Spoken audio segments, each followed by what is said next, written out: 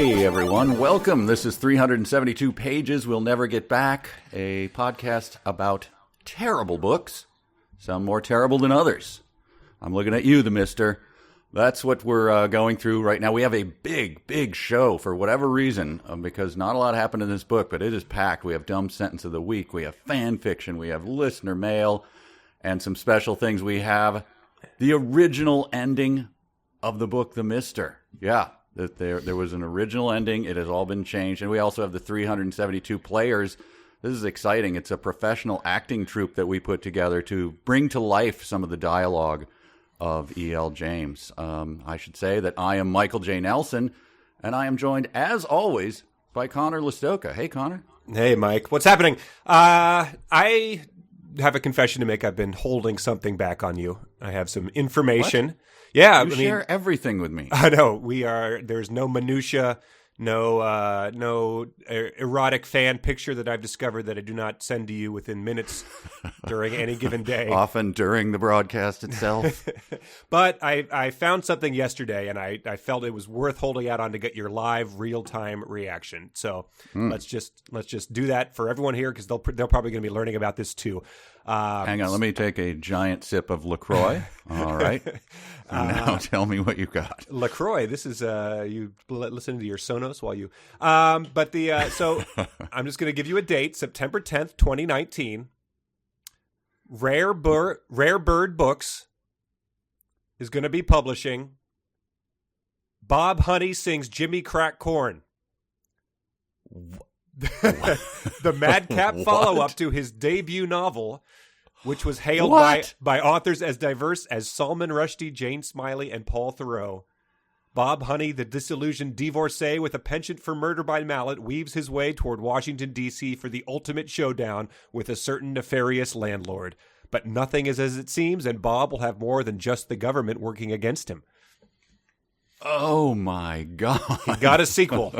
They had moved enough units that they thought it was worth trotting out another adventure of Bob Honey. It says, part comedy and part thriller, Bob Honey Sings Jimmy Crack Corn establishes Sean Penn as a fixture of the literary landscape for years to come. Wow.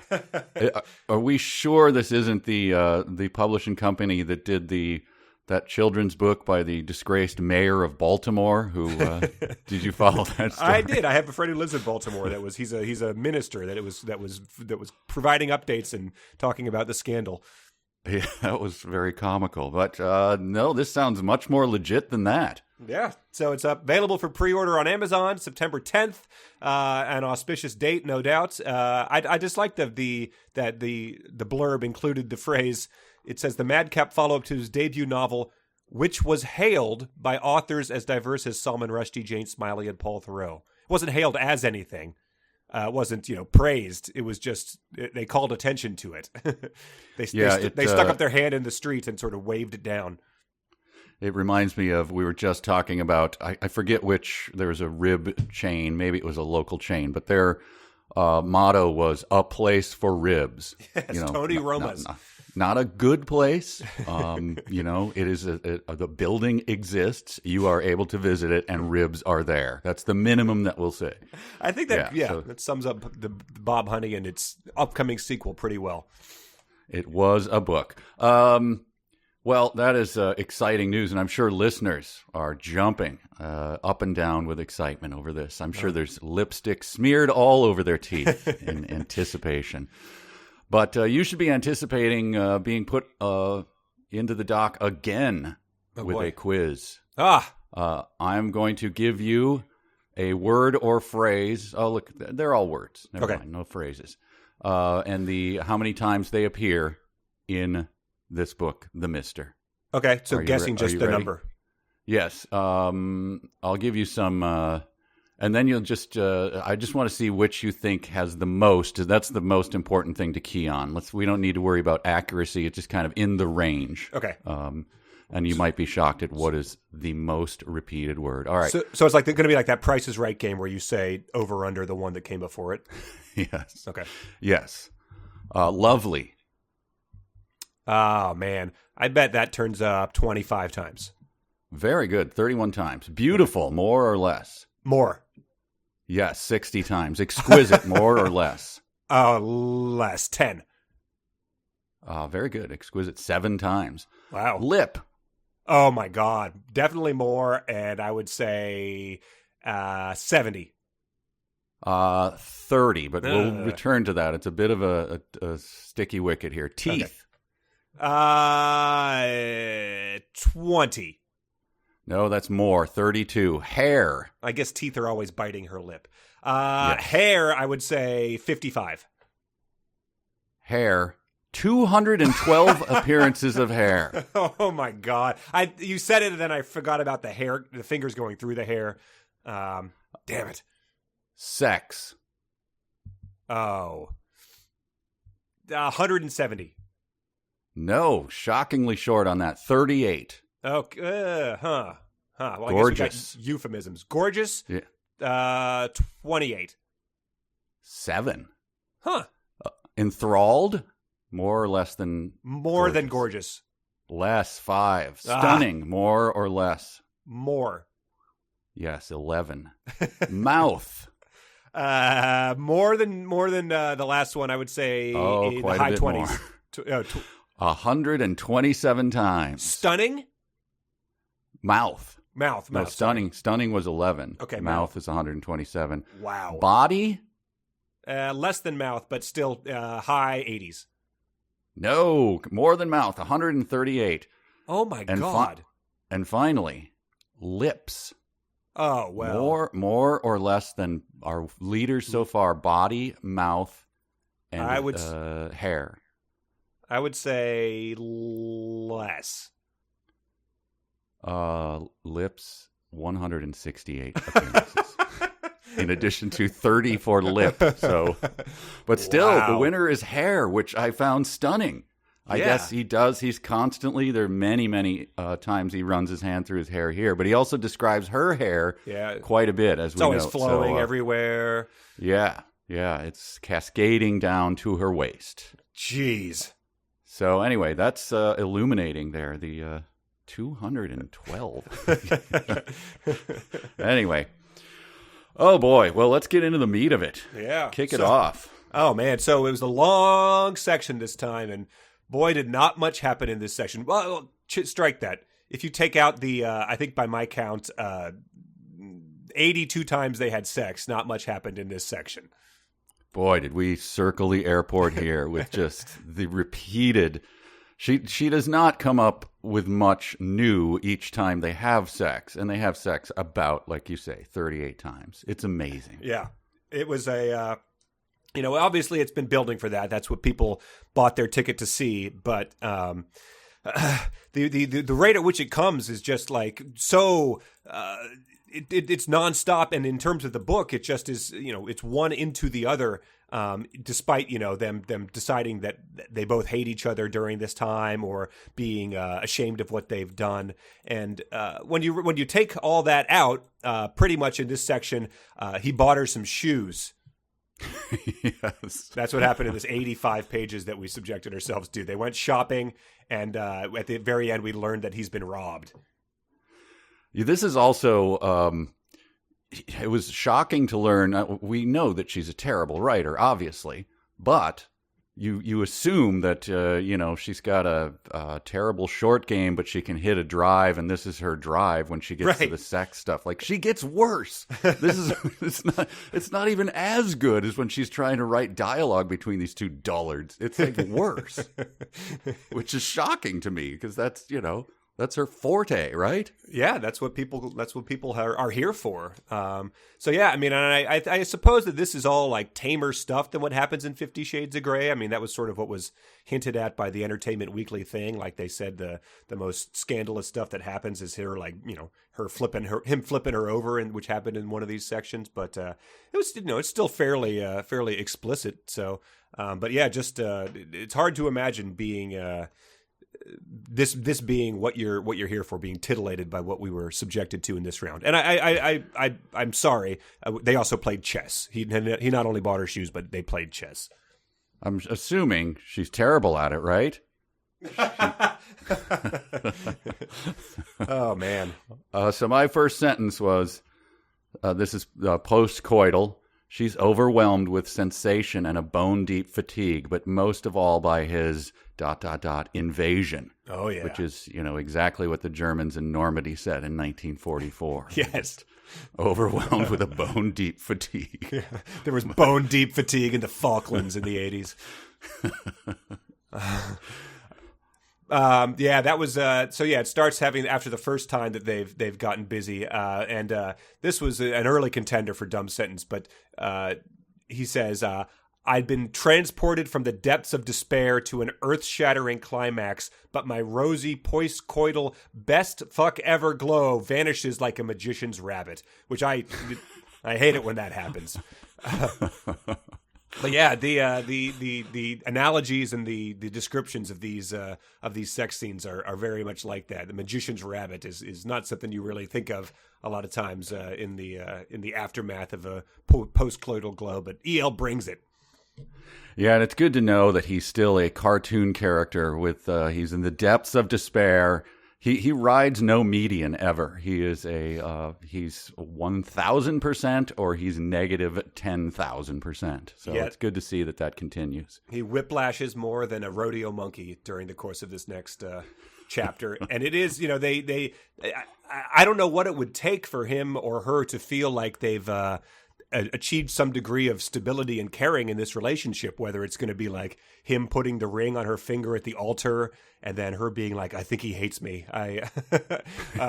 It's really, her dying on her deathbed at the age of 97 as he's sitting holding her hand and their, grandchildren are holding their great-great-grandchildren and, her thinking like he must just loathe me. I'm not sure, but like it happens a lot more during the course of this section.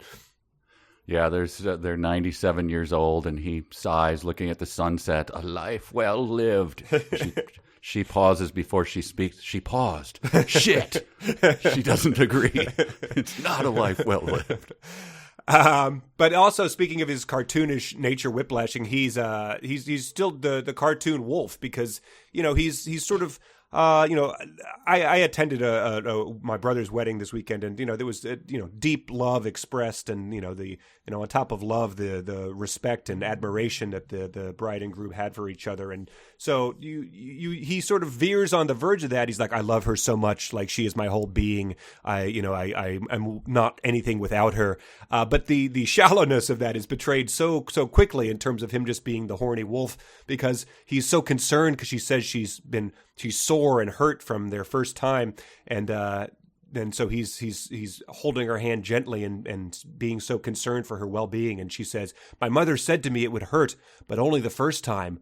Only the first time. She nods and hopes blossoms in my chest. I caress her cheek. So you'd be willing to give it a second try? Just like, ladies and gentlemen, the world's horniest man right here. Like, any concern for her well-being or her physical pain is just completely out the window the moment you're saying there's a chance. Oh, he's such an ass. Yeah, how would anyone like this guy? Here's something I discovered much more popular than new car smell. Her delicious fragrance, lavender and roses mixed with the scent of fresh sex. And then later, he made her body come alive. She closed her eyes and remembers his clean scent. Yeah, there's so many scent. What do they? just go with what's happening. Why are you always thinking of something else? Right, they're bloodhounds. This was a new one we've had his cock stirring, his groin tightening. But the first time we get, I think so, she says, in response to him, you're willing to give it a second try. I think so, she says, giving me a coy smile, and my cock thickens in approval. So now it's like he's got a sourdough rising on the counter, and the dough is thickening as he's as the process is happening. He's putting a couple tablespoons of cornstarch and turned up the heat. At one point he becomes a 1950s baseball manager. Here's a description of her. She's more than beautiful. She's the whole package. Bright, talented, funny, and courageous. She can hit for power up the middle, and she's got a great glove. Yeah. She's the whole package. Now tell Pee-wee to shade too, because Rabbit Manville always knocks it into the hole at second base. The whole package? That's what, it's just talking about the scent of her and everything. That just sounded so incongruous. Well, I like this thing. She's sort of, she's looking at him coyly, but she's also acting coyly. He says, "That was the best sex I've had in years." Her eyes widen and she gasps in horror. "That is a bad word, Mr. Maxim." And I thought, Toots, you better get used to it because I think it in italics 4 times on every single page. So it's something you better get used to. Yeah. But we do stumble across, we may have a new said the robot hooker. Oh, wow. Or pimp or whatever. What was it, a pimp, right? The robot pimp said disdainfully. Yes. Yes, please, she says, as she sets the washcloth aside and tries to look anywhere but at his penis. That'd be a great thing to add to the... Yes. Tried to look anywhere but his penis. Put it into those, Pamela 1800s novels. The ones where they're so prude that they, put the guy's the first letter of his name and then put a line after the rest of it. But she's fascinated by it. She's fascinated and embarrassed at the same time.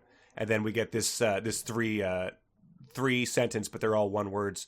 Large, hooded, flexible. That was the first draft of Daft Punk's Harder, Better, Faster, Stronger. Large, hooded, flexible, stronger. It sounds like one of those infomercials for a water seal tape or something. Right, yeah. Has this ever happened to you? Lover's penis circumcised? Hey, if you were unsure of whether or not he's sort of worked out and toned and manly. It was weighing on me. It was... Yeah. Well, we have another data point, so put this on the list. Tearing off the copper-colored foil, he twists the wire cage on the champagne, obviously, and pops off the cork with ease. And this guy must really be hitting the gym. I did note that. He was not he was not closing one eye as he doesn't have a rag over it to try to make sure the cork doesn't go anywhere. No, he's done this before. He didn't do the Inspector Clouseau where he's smiling and tries to pull it off and obviously doesn't come off. So he smiles sheepishly, turns around and does giant gesticulations of yanking it out. With ease. I liked the fact that he then pours the bubbling liquid into the glass, and Alysia, when she sees it's pink, is surprised and delighted. So it's the sight of pink champagne, which she's never had before. She's never tasted champagne. Yeah, she has zero knowledge of champagne. But right. she's delighted to see that it's pink, and I guess that's her favorite color because that's what her underwear was like. But it's also it's the reaction she gets of a anthropomorphic vacuum cleaner. So maybe he should not be too thrilled by her smile. I also thought that it was great that her experience of male genitalia had been limited to works of art. Before she had seen him.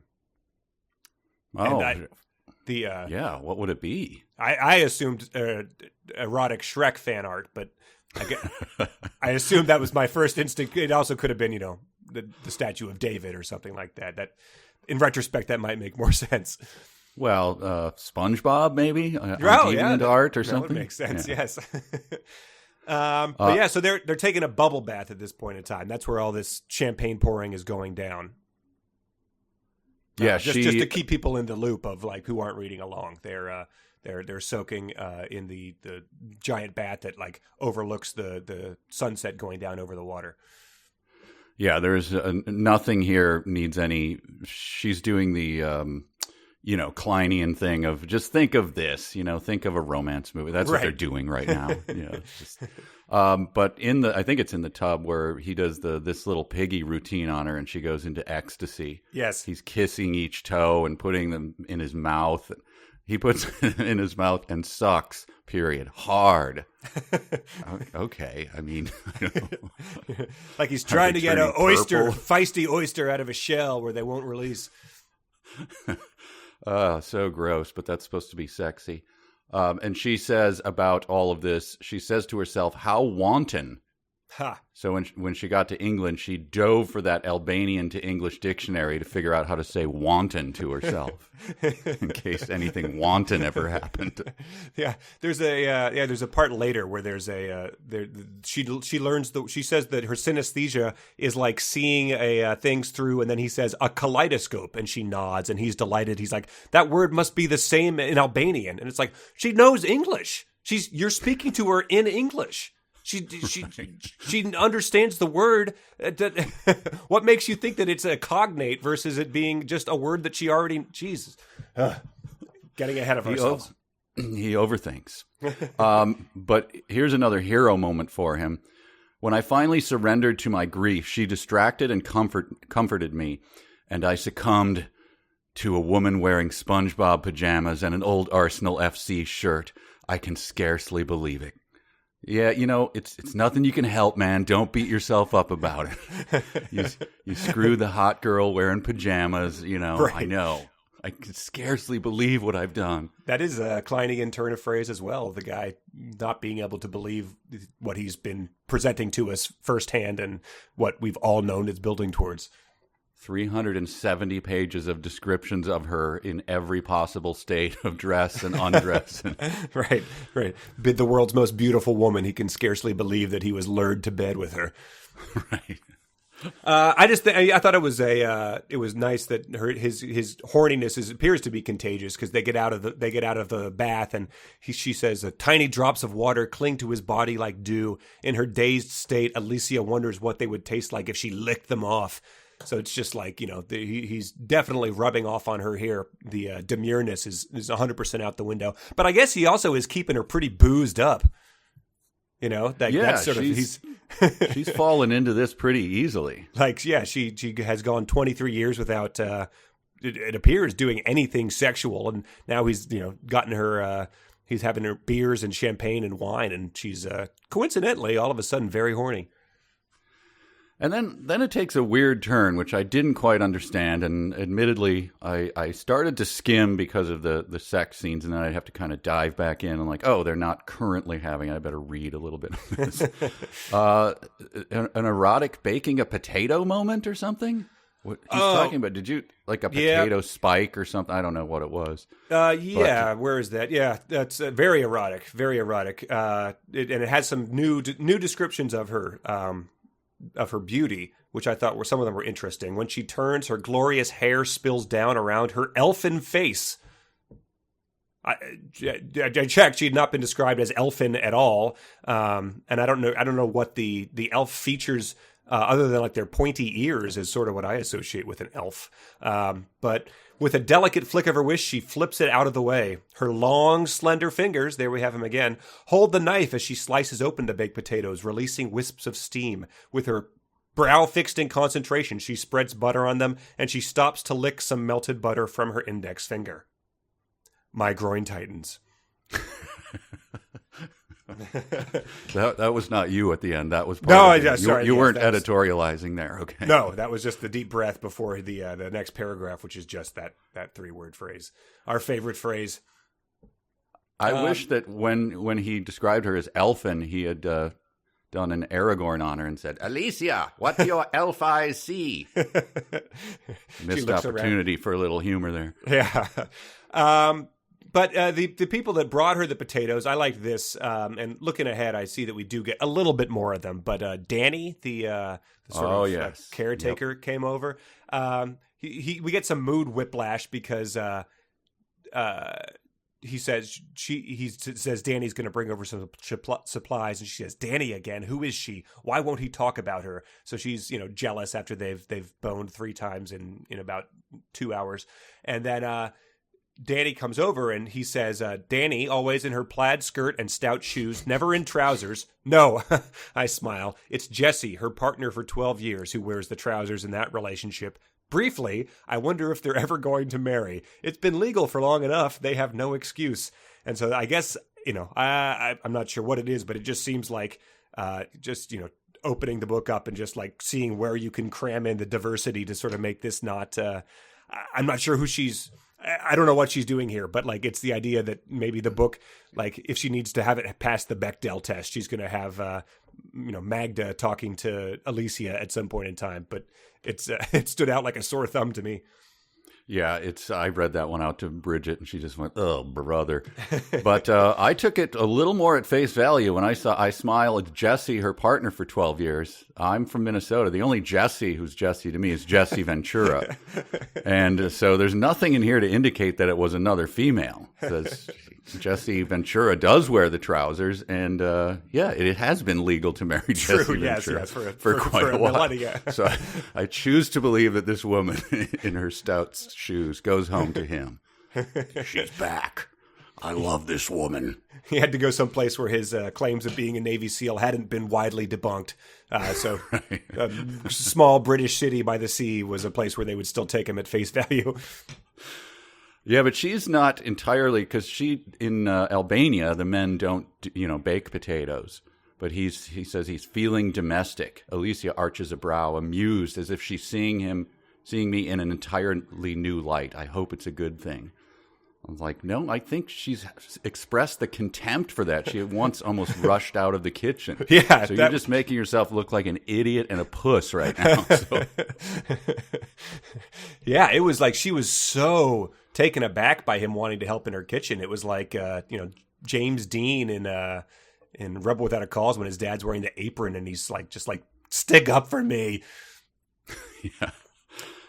I like the part where he asks her to tell her the story of how she came here or tell her about my hometown. And one day he says, "Will you tell me the whole story?" Story? Her heart begins to thud of how and why you came to England. Yes, one day, she says. And then he says, one day, one day, ! One day, all caps, !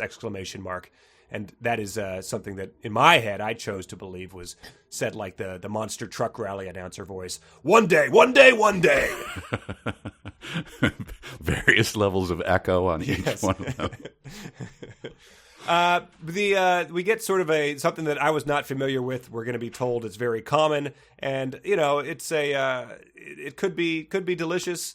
But banoffee pie. Were you familiar with that? Oh God, no. We get a very erotic banoffee pie eating scene. Banoffee? Bananas, toffee, and cream. She shakes her head. No, thank you. I just wrote I try to give them credit, so that's a very reasonable response to this response, I think, to the offer of banoffee pie. But we do get a very erotic banoffee pie eating scene where, again, it's sort of like you said before. We're meant to conjure up the romantic comedy scenes like the bubble bath of him. He sort of offers her the pie and then snaps it back and eats it himself, and she giggles with her hand to her mouth, and then he does the "here comes the airplane" thing, and it's revolting to read, but we know what she's getting at. But the whole fact that it was banoffee to me was took me out of the whole moment. Well, yeah, I look, okay, there is such a thing, I'm sure. If I looked it up, I didn't bother. But why'd they get lazy and not call it cream banoffee or creme banoff creme? Or I don't know. It's just, why is the cream omitted to make a clumsy word banoffee? Yeah, banoffee. It's easy. You add it in. You wedge in all three things. It's a portmanteau that works. Banoffee. It's get your act together. She's talking about her homeland, and she says, I think it's about religion or something, was banned. Banned. Once again, I realize that I know very little about her homeland. Dude, concentrate. That's to himself. And I just thought, when Alexander Solzhenitsyn addressed to Harvard in 1978, that's what he said to himself. He described how religion was banned and said, dude, concentrate, man. This was another interesting one. You talked about the sense earlier. Maxim's eyes fly open, and she closes her lips around his finger and sucks hard. He tastes clean. Male. What? She's so the idea that you could you go to a rest stop bathroom and someone sticks their finger through the hole and you put it in your mouth and she's like, male. That one's female. Yeah. That one's male. Male again. All right. Okay, that's not a finger. You fooled me. Okay, that one's female. What are we taking away from that, brother? Well, yeah, when she's just doing that test, there's also a slightly larger hole to put your beard, and she can guess whether it's going to be prickly or smooth when she feels it. But the food that they have before banoffee, I don't know if you've ever heard of this. I mean, I'm sure it's a thing. Beef stew with prunes is my favorite of all Jessie's dishes. I did note that, yes. No. What, is Jessie my grandma from the Depression? What is this dish? Right, they're eating fish pies, they're eating beef stew with prunes.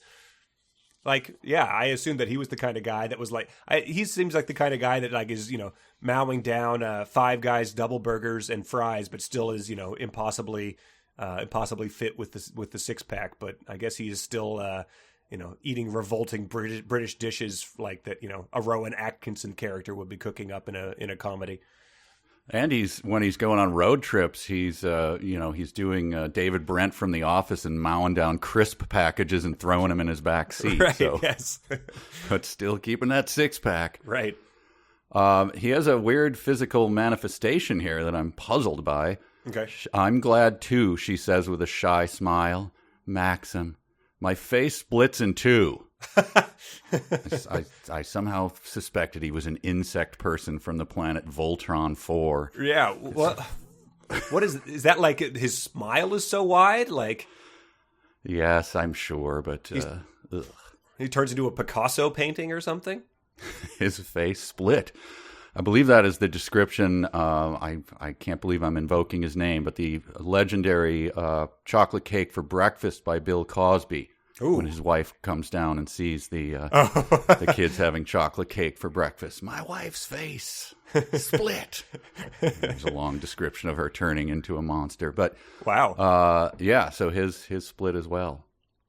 And after the pure. Oh wait, there was another good one. Max, another one that was baffling to imagine what it would actually sound like. Maxim closes his eyes and a low hum of appreciation rumbles in his throat. And so you had posted this on Patreon. Yeah, this is a competition. We're going to let the listeners decide. Give me. You want to go first? You want me to go first with a low hum of appreciation rumbling in my throat?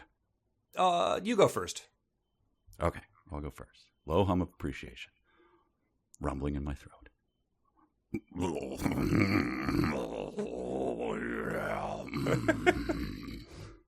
God. There we go. Oh my God. Flashing ahead to the first noise you make in the morning as an 89-year-old. I had a different tactic. I'm going to try to do this. I have a bit of a frog in my throat from 5 days of wedding partying and then getting a cold afterwards. But we'll see how this sounds. Okay, 1 second.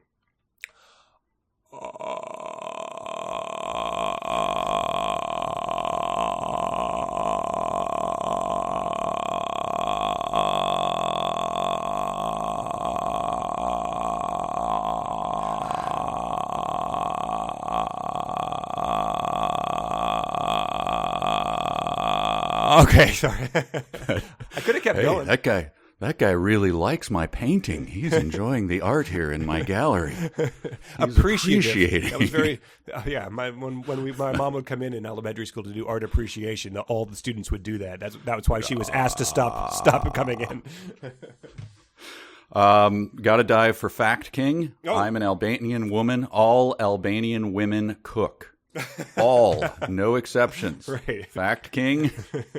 I did not look, so I'm going to hold that in suspense. Yeah, you have a severely disabled 28-year-old daughter that you've been caring for her entire life, and you're just waiting for the moment where she seizes her birthright and gets up out of the chair she's been confined to her entire life and finally starts whipping out some fish pies for you. Yeah, the national dish of Albania comes up in a moment. I'm sure she cooks that. But they get back to boning. She's scandalized at some point in time by what's going on. She says more please in what I assume was an Oliver Twist, the evil guy kind of voice. Like it's supposed to sound like more please, but it sounds like more. She, at some point in time, this was unprecedented, whispers and her fingers thread through his soft hair. So she's running her fingers through his hair, which is unprecedented. And I thought at some point in time, he'll be biting her upper lip in an effort to repay the gesture.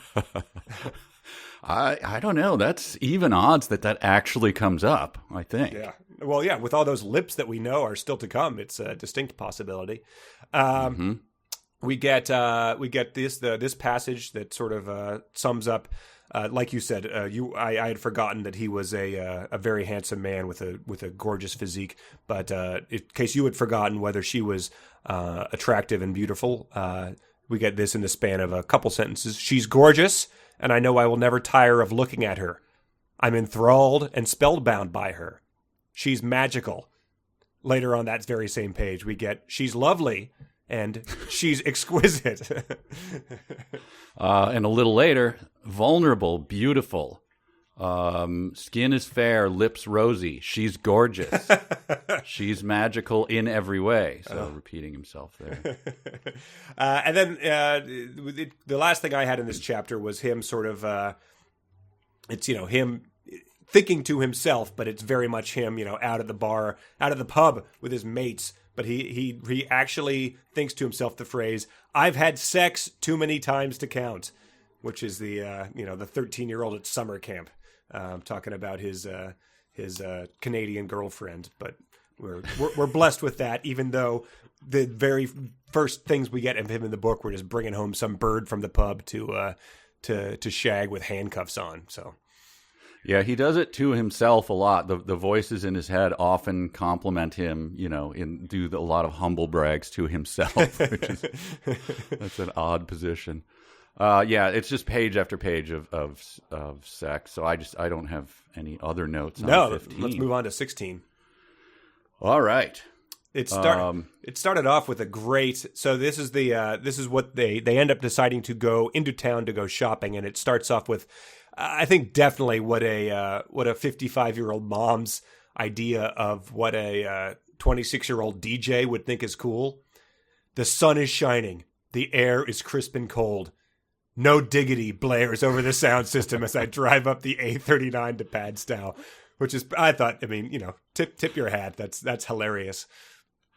Yeah, well, would that be her classical music equivalent of dipping into the genre? I mean, that is it could just be like her giving the movie producers a hint of what she wants to have happen. I mean, I think that song still brings it in terms of conjuring up the mid 90s. So kudos to her. Sure. But it is hilarious because every other artist has been these sort of like we got a guy later named like YZK or some garbage that he's blaring on his Sonos, and I looked him up too, and it's all music that I think like could have been on the soundtrack to 50 Shades of Grey. It's like sure. It's like pussified Bon Iver. Wow, that's a mouthful. But it's sort of like that There's a Possibility song from Twilight. There's a possibility. Yep, it's just this sort of mopey, like I guess. But anyway, so the fact that she does know what a actual sort of like driving song with bass in it would sound like was encouraging at the very least. Sure. Well, backing up a moment, I can't let this moment pass. I did a little research here. Here's the passage. I lie for a moment, cherishing her heat, blah, blah, blah. Her eyelids flutter open. "Good morning, beautiful," I whisper. "This is your early morning wake-up call." And I ease her onto her back. She blinks a couple times. I kiss the tip of her nose and nuzzle the pulse point beneath her ear. Yeah. And as I assume they do. Then it's we get a blank there. I assume they bone again. Yeah. Blessedly, we get no description of it. But I just couldn't believe that her reaction to that was to have sex with him. I just can't believe that someone nuzzling her and calling her beautiful and saying, "This is your early morning wake-up call" would result in more hot sex. Right. I had a feeling that it would go kind of the other way. And so I did some research, and it turns out this is not the first draft of this book. Huh. In fact, in the first draft of the book, this is the end of the book right here. Oh, wow. And, well, that makes a lot. That's... Jeez. So that was the copy we were reading. Yeah, I know. We'd be done. There's like 200 pages left in this thing. So they rushed out the Audible along with it, and then had to pull it when there was a big editorial decision. Oh like, my God! We can't end it this way. That would be so frustrating to have produced. So they did. They yanked it, but I was able to get a copy of it. Wow! I am connected. Bear share comes through again. Yes, indeed. And so here we go. Let's just run. This is the fully produced audiobook of the original ending to The Mister.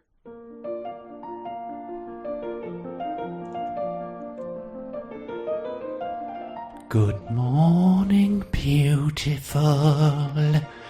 This is your early morning wake-up call. Oh, God. Why are you saying that? Are you trying to repulse me? And now kissing the tip of my nose and nuzzling the pulse point beneath my ear? Oh, what are you? What the hell have I been doing? Oh, she's stolen one of my 7 handmade supercars, at least 3 of which have Sonos sound systems in the boot. Bugger! I'd better go after her. Sweet Bean, why'd you flee?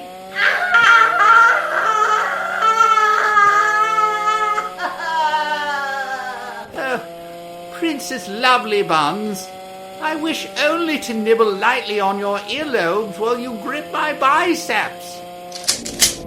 Oh, she's driving while pointing a shotgun at me over her shoulder and using the mirror to aim at my head. Does she even like me?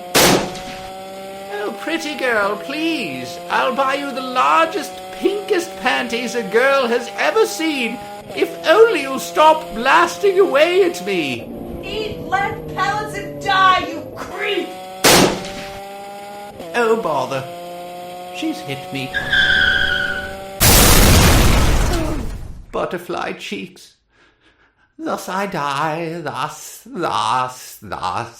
But, my Albanian angel, but to lick the hollow of your sacred throat and breathe the Elysian perfume of your waist-length hair, all within mere feet of my garbage can, filled to brimming with used condoms, was reason enough to have briefly padded love-struck feet upon this... You suck! A loving kiss from heaven itself.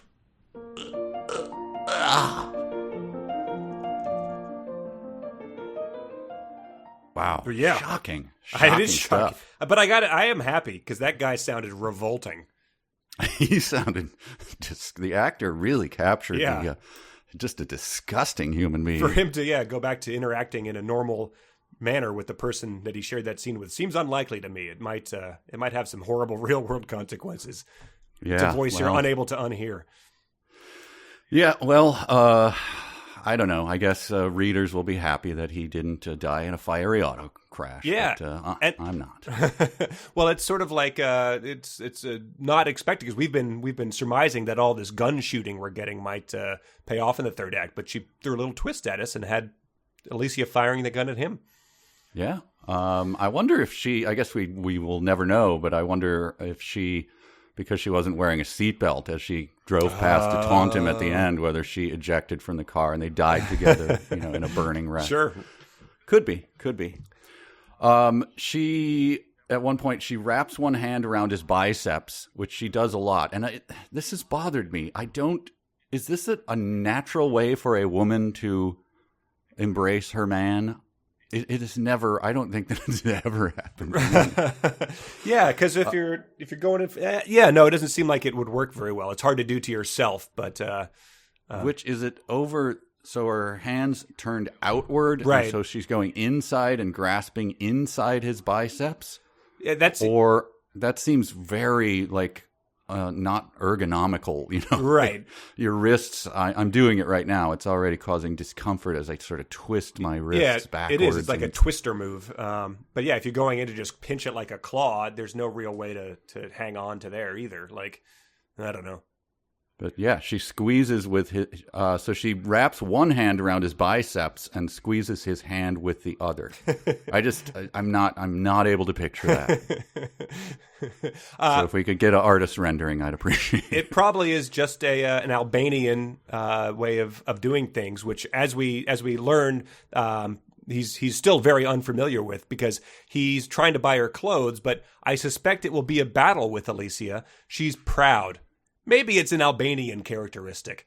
Pride, that rare emotion displayed only by people from weird Eastern European nations that... Hoarded by the Albanians since the dawn of time. The rest of humanity, humble creatures. Yes. So that was an odd, especially since we've seen her be nothing but like demure and mouse-like for the entire first half of this book. It finally happened where the voices in his head have a full-out argument with one another, where these are just the words. They're all of these phrases are in different lines and in, italics or not. What? Back in London? No. That's probably not a good idea. Not yet. I frown. What am I doing? What is happening inside of his head? He's gone batshit insane at this point. Yeah, I mean, it's the headmates are rearing strong, and they're starting to revolt. I would say it's like a Flowers for Algernon situation where he's reverting to some sort of state, and they're going to take over. We did get it's Gollum, and there's 3 of them though instead of 2. We did get an email. Might as well read it now since it relates. But Carson wrote, "I think we get a clue as to where the voices in Maxim's head are coming from. I think that maybe it's his dick talking to him." He realizes that, to the surprise of no one, it's what he's been thinking the whole time. So it would make sense. It's the other voice he's constantly fighting with. He thinks to himself, I could marry her. His other voice responds, what? And so it's like, yeah, that's his genitals protesting the idea of marriage in an attempt to keep itself free to stir at as many women as it wants to. Call me. I like that theory. Yeah, call me crazy, but if anyone's penis was to ever gain sentience and begin to invade its owner thoughts, it would be this guy's. And even if that's not the case, it sure as heck makes the book more entertaining if you imagine all of Maxim's italicized parentheticals as arguments between him and his tightening crotch. So yeah, it makes more sense than anything we've come up with, so... I'd like to, the natural end to that would be a book but his penis has to war with his biceps, and then his six-pack gets in on the, and his tight little ass gets a chance at it as well. Well, yeah, so, I mean, it seems like the main theme in this, so in their sex scenes is that Alysia is working up the nerve to, like, I think, touch his penis. That seems to be like the main thing, is that they've had sex all these times, but it's mainly just him taking control. So it might be getting jealous of his bicep if she's wrapping her hands around it. It could be building towards that war. Yeah, this is a Pixar movie in the works here. So I need your permission, Connor. Either you can do it. You don't have to grant me permission, but I'd like to invoke a settle down. Okay. Oh, yeah, absolutely. Do I have your permission? Yes, please. All right. Registered trademark, Connor Listoka. I'm issuing a firm settle down to this. Alysia appears wearing the green dress. Wow. I feel a little lightheaded. I've never seen her in a dress. Settle down. You're lightheaded? You actually get faint over seeing the woman you've had sex with literally 37 times. Wearing a dress. Right. I mean, you popped a boner when you saw her in her PJs, in a t-shirt, in a nylon house coat. Come on. Yeah. Yeah, and it's, it's a department store, like clothes trying on montage from a romantic comedy. We're getting an actual one of these in print. But he's getting lightheaded, and he says, in my mind, I hear her cry as she orgasms, and my dick hardens at the memory. And it's like, one, yeah, settle down. It's just a dress. 2, this has got to be attracting some attention. Like, if there's, security is like, we've got a man in the women's section with a noticeable erection. We've got to get him out of here. Like, we've got a Kardashian who wants to try on clothes, and this perv is just like, trying to hide it in between the women's dresses. So he's a Mike Myers character with getting boners and having to cover them up in novel ways. But to his credit, Mike, she is swathed in a soft fabric in that dress, and that soft fabric clings everywhere. Clings everywhere. But let me elaborate. Breasts, flat stomach. Yeah, what else? Hips. And then he holds up his fabric and motions for her to turn around, so that the fabric clings everywhere. She does quickly turn around and giggles. The fabric clings to her arse too. So everywhere. As elaborated earlier, it is clinging everywhere. Knees, elbows, And then suddenly begins clinging to her hair. She tries to pull away. The dress overpowers her, brings her to the ground. It becomes a singularity. The shoe racks are absorbed by it. Her, the screaming saleswoman is thrown into it as well. It's like Akira. More questions for the king. In Alysia's town, holding hands in public is considered forward. Kissing? No, never in public. So, fact, king? Yes.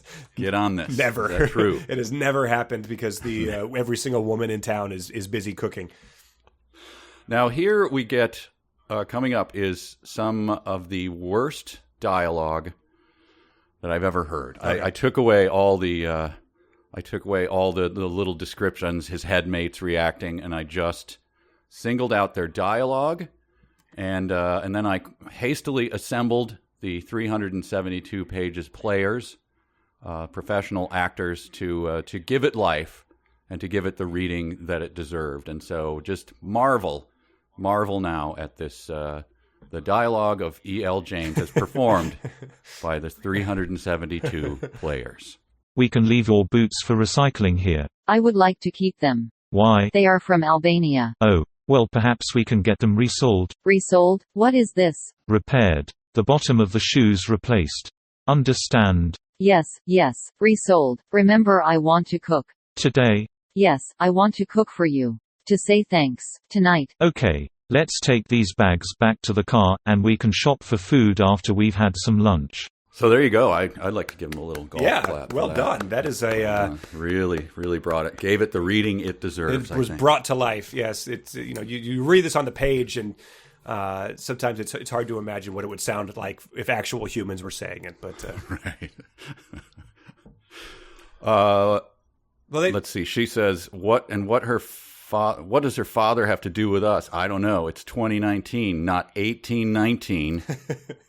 Yeah, fathers have been pretty chill about dumbass rich playboys banging their daughters for 200 years. It's been totally cool. This guy's a caveman. Right. And her father is clearly made out to be a negative influence in her life, sort of like her mother is the one she was attached to. But he still is sort of like, we learn some information later on, but he's unable to sort of understand that her father might have some sort of like effect on her, where she's like either afraid of him or, I think as we learn later, like being physically abused by him. So yeah, in her mind, he's just some sort of like slob that needs to lighten up type of thing, where he might be able to win him over or something if he took him out on the golf course, as opposed to being like this horrible troll that's like, made this woman's life miserable her entire life. Yeah, I don't know. I couldn't figure out who to picture. I don't know. Did you get a mental picture of what her dad is? I suppose a short, stocky, balding guy with a monobrow and, screaming in a guttural voice. Yeah, I think so. Just wearing a wife beater and like eating, out of a can in silence in a horrible shack lit by a candle. I mean, just any sort of stereotype from that era, like maybe in some old painting or something like that. You'd see people doing that. Her mom, of course, is 45 but looks like she's 90, wearing a babushka and an apron. Yeah, the dad is like, so you go to London and you show me up by eating fish pie and prune stew, huh? Who do you think you are? Right. I think just one more thing from their shopping trip. We got her the former sex slave who has now turned into Kathy, the comic strip character in 48 Hours, because he says, now we're going to get you some decent shoes. Alicia's face lights up like a summer's day. Ah, shoes, the way to every woman's heart. So I don't know if you're just a woman reading this, you're supposed to like nod your head and think, I do like shoes as well. Or if you're supposed to be reading this as an enlightened person who's just reading this as ironically, if you're like, being like, oh, EL, like, or if you're just like, if there is no thought process that goes behind that, if you just move on directly to the next sentence. But he holds up a pair of ballet flats. Oh, I wish they stocked high-heeled fuck-me shoes, but alas, everything in this store is practical. Like ballet flats? And then later, like 2 sentences later, he holds up a brown leather knee-high boot with a heel. That classic, practical combination. I keep a pair in my car at all times, just in case. It's just practical. There's a candle, and there's a candy bar, and thigh-high boots. The chapter ends with some more Whiplash. Yes. But the Whiplash takes place in a restaurant where they're having lunch. This is the one thing that stood out to me. She orders, I forget, like a salad or something.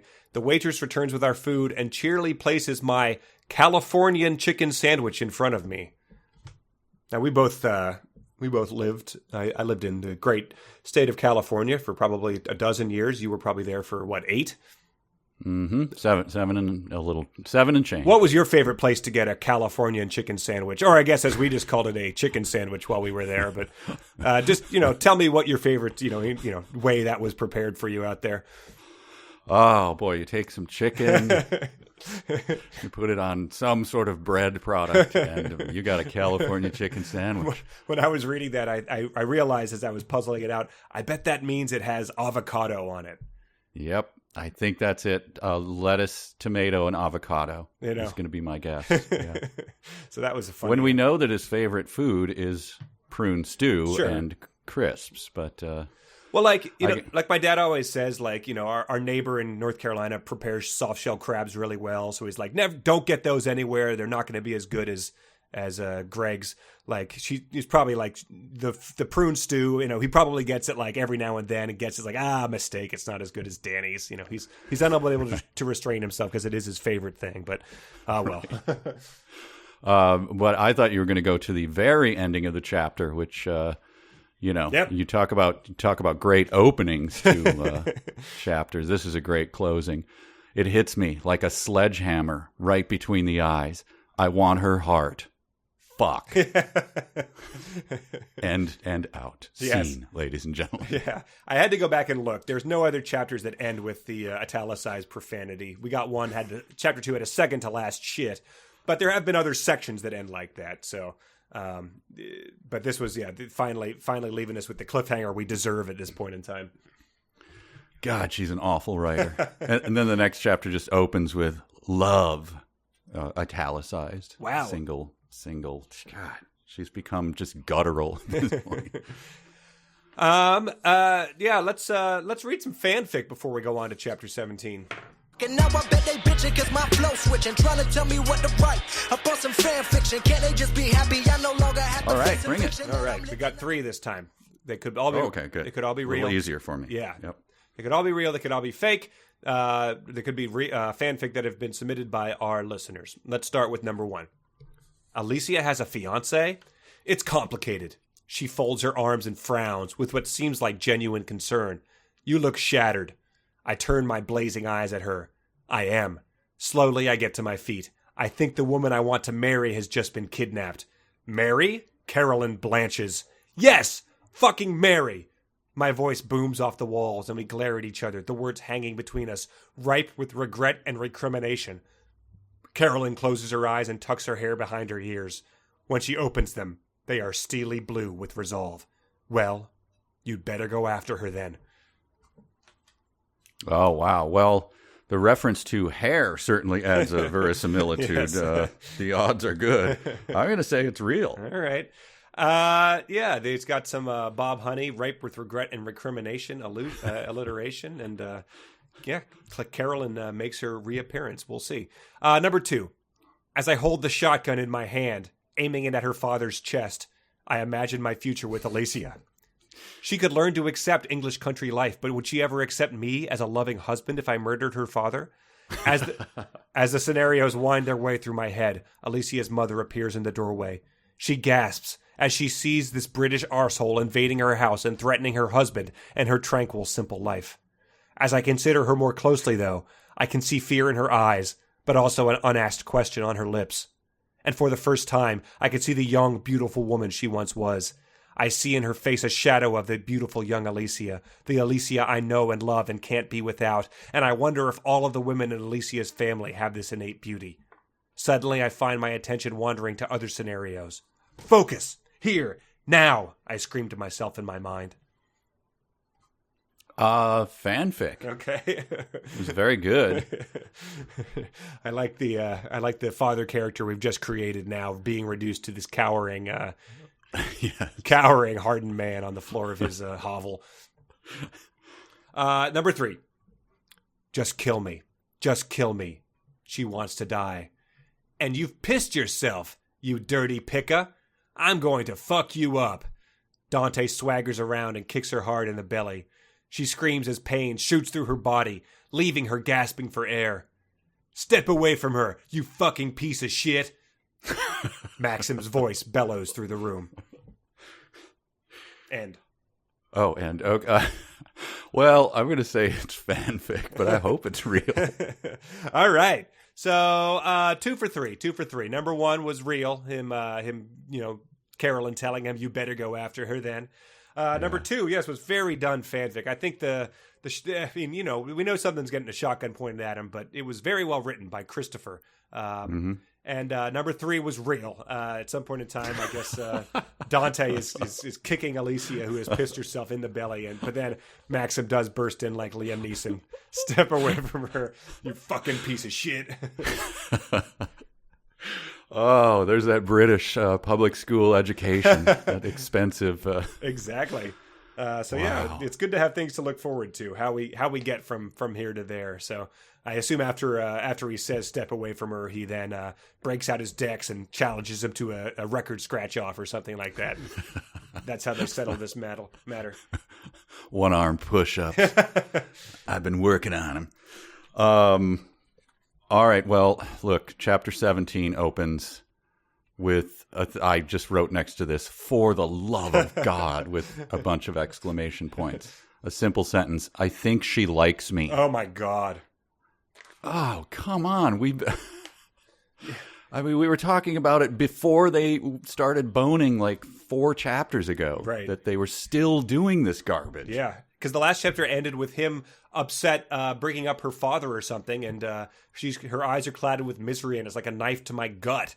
So she's miserable, and he's got stomach cancer. But then, then they go back to boning, and then I think she likes me.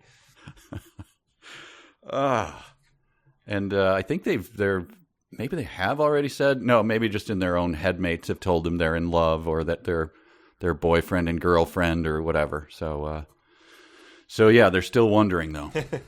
But we get a reminder of her synesthesia. She's listening to some music and the colors are clashing. Purples, reds, turquoise. It's like nothing she's heard before. So that's sort of a reminder. I don't know. We know what the gun is going to pay off as, but we're still not exactly sure how the synesthesia is going to pay off. But then we get a very unexpected twist because she says, "What is this music?" she asks. And he says, "It's from the soundtrack of Arrival." Yes. The film. I just thought, what in the living hell? We've gotten some weird artists thrown at us, but this is a bizarre one. Yeah, this is a guy I just learned about a couple months ago. I believe he committed suicide. Oh dear. Johan Johansson. Yeah. Who I think is from Iceland. Okay. And his first piece was an avant-garde experimental, I guess classical. It's sort of dense strings. And it was someone reading an IBM manual from the 50s or something. And it was interwoven into this thing. I listened to it. It was mildly interesting. Wow. But that's how he made his bones. And then he did a couple soundtracks. And then I think committed suicide. Damn, that sucks. Well, I mean, it just seemed every time you get a proper name, it's jarring, I think, to say the least. But at least all the other guys were sort of like horrible music that the author might like. This one just was, I don't know. It took me out of the moment. Yeah, it is. It's a very weird thing to do actual things that then you have to think about. Just it's lovely. It's the dense string. You don't say what it actually is. Right. You just talk about it and describe it. She's very weird that way. Or if you do, it's just like, hey, we were in a restaurant and Brown Eyed Girl was playing, something that like your average person can't go a week without hearing out in public. It's right. This really the soundtrack to a movie from 3 years ago that all, like now you're thinking about that and like, why are you listening to that? I never noted the soundtrack. Whatever. This music, it is lovely. What is it? Oh, it's Where Have All the Cowboys Gone? Do you like it? Suddenly you're thinking about why? What? Yes, right. So he's all Hugh Grant, but then he occasionally he turns into Sam Elliott, or like the 1950s baseball manager. Here's one of Sam Elliott sitting down on the bed. I put my head in my hands. Did I have a game plan before we got here? No. I was thinking with my dick. Hoping I could get some more music directed at it, if you know what I'm saying. Oh man! Speaking of that, we gotta reveal this to everybody because someone sent this in. Lisa on Twitter sent it to us. Music to my dick. Not the first time E.L. James has used that phrase. We got one of the 50 Shades books. Says, it's on Monday, May 3rd, 2011. Her sharp intake of breath is music to my dick. So it's either a catchphrase she's getting established, or she just assumed her readership would not remember that. But that's a turn of phrase that she used once and thought that was so well, that worked so well. I'm going back to that well. Wow. I wonder if she got letters of admiration from other writers like Pappy Pariah did. Yeah, evidently. They hailed her dick writing. Someone had in our Patreon meme contest came up with a print ad for Sonos. It's music to my dick. That was very well done. So here's a guessing game. He drags his phone out of his pocket, opens Google. It's dark when my phone starts to complain about its remaining battery life. I'm sprawled across the bed reading everything I can about Albania. What do you think the site he visited was? Any particular website? God, I was hoping, because she does name other things like the soundtrack to Arrival. Right. Yeah, exactly. And I spent hours pouring through facts. It would have. I mean, again, it would have redeemed everything.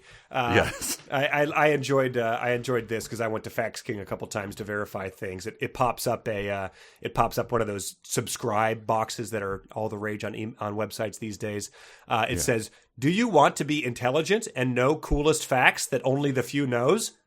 If so, sign up today to get your dose of interesting facts." So it could be an Albanian website based on this poorly translated English, for all we know. Oh, that is awesome. Wow. Another fact about Albania here from the king. You know that most Albanians did not drive until the mid-1990s, before the fall of the communists. We had no cars. So why the hell did they not use seatbelts then? How much time did they have to develop this strange habit of not using the seatbelts that are obviously have been standard in cars? They weren't using old, what is that communist car all the Soviets drove, that piece of garbage. Yugos? I think before those, but yeah, they probably had no seatbelt. But you were driving modern mid-90s cars, right? And according to eschewing seatbelt use, just why? Because we're Albanian, we're too proud to be buckled in. Because according to Fax King, it has it verifies that only 3,000 cars at the end of the communist era in 1991. But it says today Albania has many cars, and perhaps a third are Mercedes of varying legal statuses. So I'm doubting that Mercedes is manufacturing luxury cars, they're just refusing to put seatbelts in them because the Albanian populace demands it.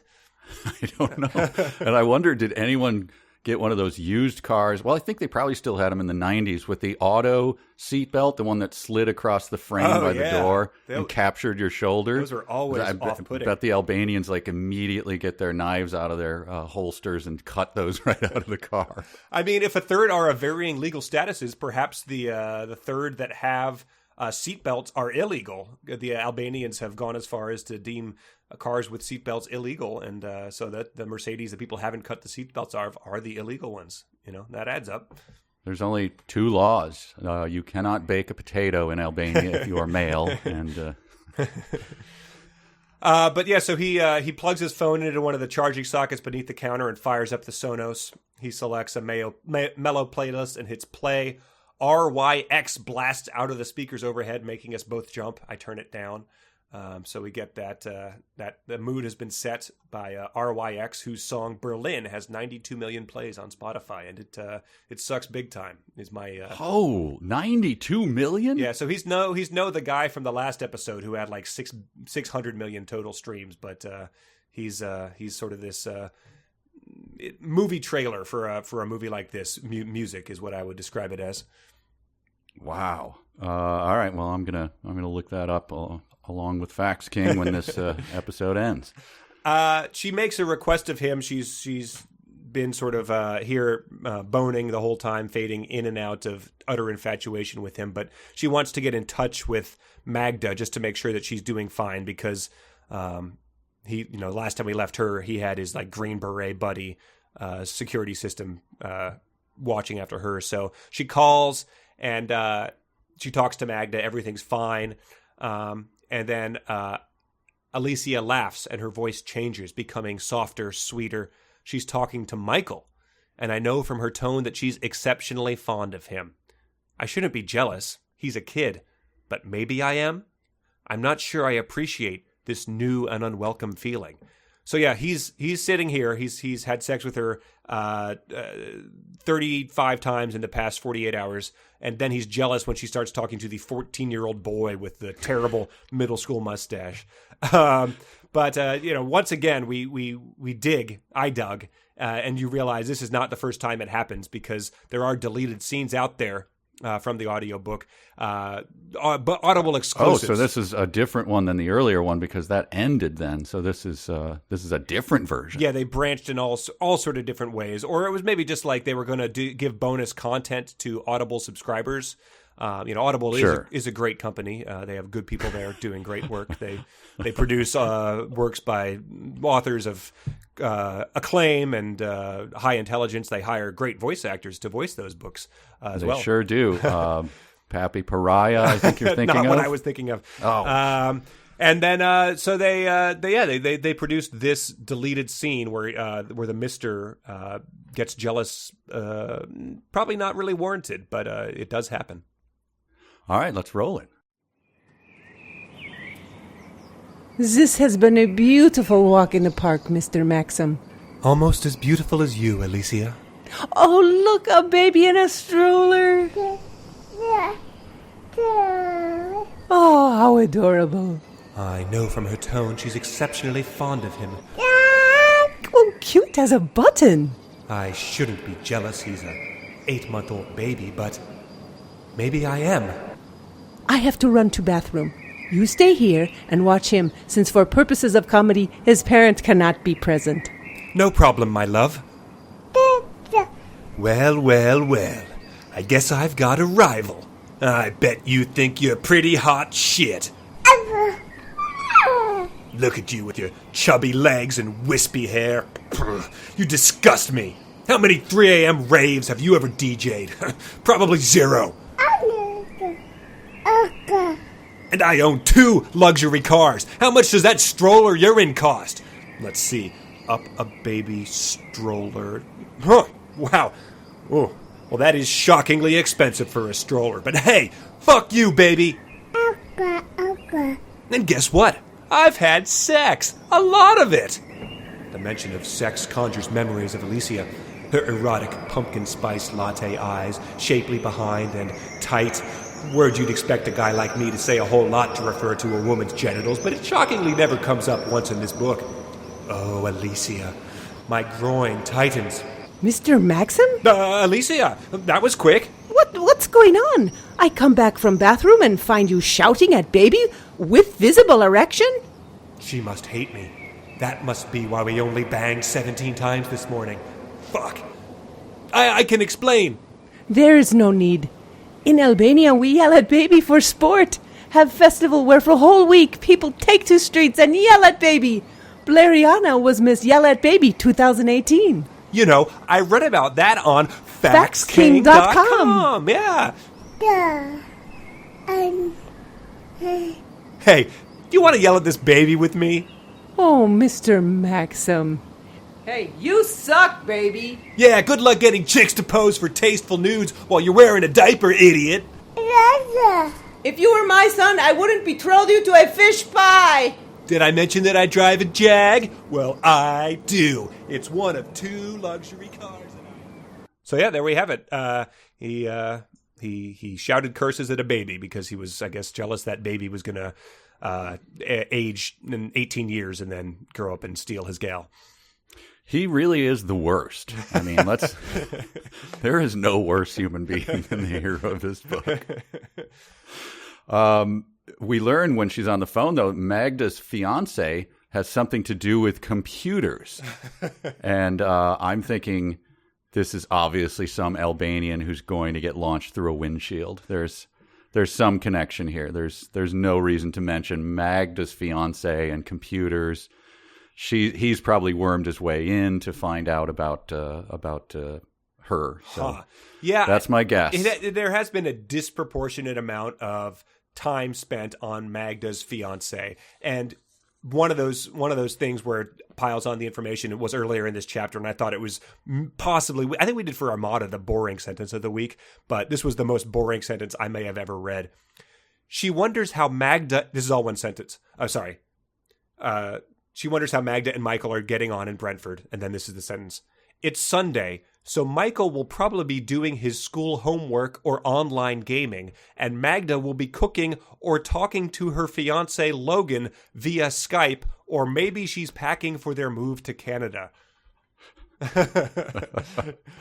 Just Thrillsville. And so she wouldn't be doing any of those on not Sunday. Michael is doing only homework on Sundays or gaming on he's not gaming during the week, and she's cooking on but yeah, the fact that they're talking via Skype and Logan is in Toronto is like, it just really, it adds up to being just boring as hell. That reminds me of when I started doing stand-up. There was a woman who would go to open stages who was in her 70s, and she was pretty funny. She had one funny joke about how dull her husband was, and she said that the other night he said to me, he stopped and put his paper down and said, "I forgot to tell you, a person I went to grade school with recently got a job at the post office." And then she did a whole routine about, but that sentence always made me laugh. Right. That's about what that sentence does to me as well. But so we get a bit of plot development in here, and we might as well just keep rolling with it because it's a sort of presented as a cliffhanger. If you don't have anything else for chapter 17. Well, I do. I have a little. She laughs at something again, and let me just read it. And based on this joke, I'm working on some more material, so I'd like your feedback. We don't bake our yogurt here. This is after she makes tave kosi, which is the national dish of Albania. We don't bake our yogurt here. We put it on our muesli. She laughs.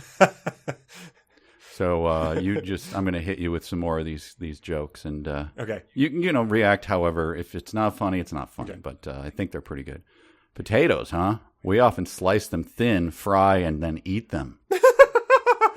Oh, Maxime. Corn. I had that at a picnic once. I was drinking my tea. I'm sorry. Anyway, I think I can get a tight 5 out. Sure, yeah. The woman with her boring husband has nothing on that. That's all I got. Well, it ends with a gigantic cliffhanger, lots of drama, and let's just cut right to it. She remains mute, but I want to know. I press her. Is it because you don't have a passport? This is why she can't go home. No. Then why? Was it that bad? She screws her eyes shut and bows her head as if ashamed. No, she whispers. It's because I am betrothed. Dun, dun, dun. And then, we go right into chapter 18, and he's like, betrothed? What medieval claptrap is this? Which is amazing. Truly amazing. But then his next thought is, I have a rival. shit. And he says, and you were going to tell me this when? So we have a lot to pick apart here. First of all, how he possibly has another reaction other than who gives a shit. Because there's been no indication that she cares for this person, wants anything to do with this person, like is a willing participant in this arranged marriage. I mean, because one, she fled the country. Two, you've had sex 87 times in the past 72 hours. Yeah, you're winning, dude. Yeah, exactly. Rival? Like what? Rival? Like Michael is more of a rival than this guy at this point in time. And then the idea that he is upset with her for withholding information with him is, you know, very, very nicely played, Mr. Emotionally Abusive Forthright. Like he's actively lying about being a lord in Britain, which is, you know, pointless to conceal because he's living in multiple mansions and has servants who she's seen firsthand. Yeah, she's trying obviously for, Casablanca. Rick, I have to tell you something. You know, when we met in Paris, I was already married. You know, that's the wine tips over and the dramatic music sting. It's like, well, obviously you've left him behind. Okay, let's move on. Too bad. Do you have to write him at all or, you know? Right. No, I don't think so. I could send him a text later. Right. And everything we've been led to believe, you know, about, it's not like she's at summer camp and she, you know, she's met a boy and on the first night, like there's sparks flying, but she's like, I do have a boyfriend at home and I really like him. Everything about Albania, we've led to believe that this guy is just like, you know, the local turnip magnate who, you know, like is already divorced and is like, you know, it smells terrible and stuff. So like the fact that he is immediately frothing with jealousy is just so beyond the pale. I don't know. Well, that's colored in a little bit of the cartoon character that is our main guy. My chest constricts as if I've been kicked in the solar plexus. The pain is instant, visceral, shocking. I'm in free fall. My God. I stare blankly at her. The walls are closing in on me. I need space. I'm suffocating in a whirlwind of doubt and confusion. I need to think. So what does he do? He stands and he sweeps his hand through his hair to gather his thoughts. Yeah, there's one of those hairs. I thought he might take up his journal and, write that down or do some primal scream therapy, maybe take a tall pull of aged scotch to do that. But nope, fingers through hair. Then he clenches his fists, his rage murderous. And she's like sitting there being like, what do you, I'm betrothed. I gave you no information about this person. So this was my potentially dumb sentence of the week, but it's worth addressing in real time. She looks down at her lap, ashamed, I think. Or maybe she has some misplaced loyalty to this fucking arsehole from buttfuck nowhere who has a spurious claim on my girl. It's like, no, I don't think that's what I think that's a maybe. I mean, sure, maybe the Marlins are going to win the World Series this year. Like, it's possible, but again, look at the cards that have been played, man. Like, things are working out okay for you in this relationship. Yeah, he has no grasp on reality, like zero. Because then he goes on to say his rationale is like, so he sees a glimmer of hope, like he's that delusional. But then he says, perhaps he's old or unattractive, or both. Or perhaps it's clearly a horrible arranged marriage that she has no interest in, or she wouldn't have, jumped into the sex slave van to transport herself here. Like she was a desperate woman.